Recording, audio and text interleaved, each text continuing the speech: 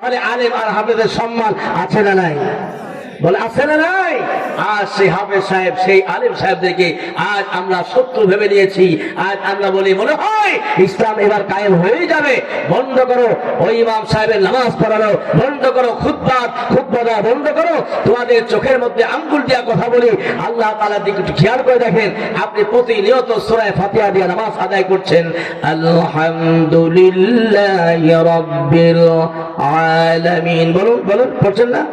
আলহামদুলিল্লাহি রাব্বিল আলামিন আর রহমানির রহিম মালিকি ইয়াউমিদ্দিন। কোন মানুষ যদি জনসভায় আসে, কোন জনসভায় এসে যদি বলে আমি তোমাদেরকে কালভার্ট দেব, তোমাদের চাউলের ব্যবস্থা করব, আজ তোমাদের টাকার ব্যবস্থা করব, মাদ্রাসা করে দেব, মসজিদ করে দিব, আমি আমার টাকা দিয়া অথবা আমি আমার ক্ষমতা দিয়া তোমাদের বানাই দেব, এগুলো বানাই দিয়ে প্রশংসা করলো আর বিভিন্ন ভাবে তাদের মানুষকে আকৃষ্ট করলো।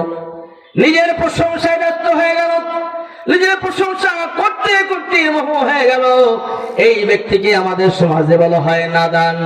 নিজে যে অহংকার করবে, নিজেকে যে প্রশংসা আদায় করবে, এটা যেন আল্লাহ পাকের গায়ে চাদর ধরে টান মারলো। অহংকারকারী মানে আল্লাহ তাআলার শত্রু। অহংকার করবে আল্লাহ, প্রশংসা তো করবে তিনি যিনি মহান রব্বুল আলামিন, যিনি খাইতে দেন, পড়তে দেন, হায়াত দিয়েছেন, মৃত্যু দিয়েছেন, যার হাতে সব কিছু, সেই তো প্রশংসা করবে। আর মানুষ জাতিকে নিজেকে প্রশংসা করা বর্গ একদম অভদ্র কথা করতে পারবে না। সেই মহান রব্বুল আলামিন সূরা ফাতিহার মধ্যে বলছেন আলহামদুলিল্লাহি রাব্বিল আলামিন। গোটা বিশ্বের প্রতিপালক, গোটা বিশ্ব জগতের মালিক। আওয়াজ করে বলুন কে? সে আল্লাহ পাক। আজ আল্লাহ পাক আমাদের প্রভু, আমাদের সৃষ্টিকর্তা। আমরা সেই সূরা ফাতিহা পড়ছি,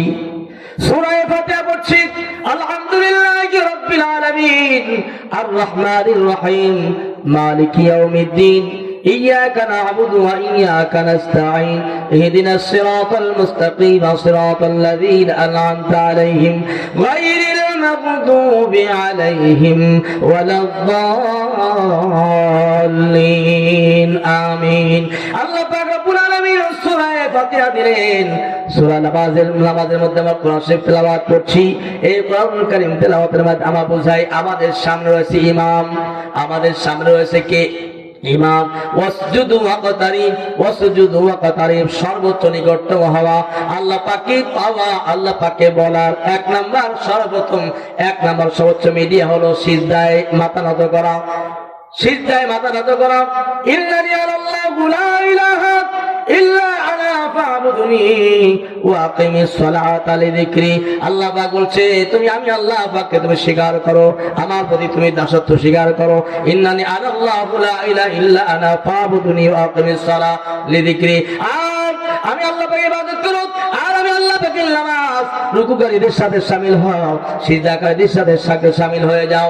আমি আল্লাহ পাকের ইবাদত বন্দেগি করো। ওয়াসজুদু ওয়াকতারিব, আমি আল্লাহ পাকের জন্য সিজদায় মাথা নত করবা।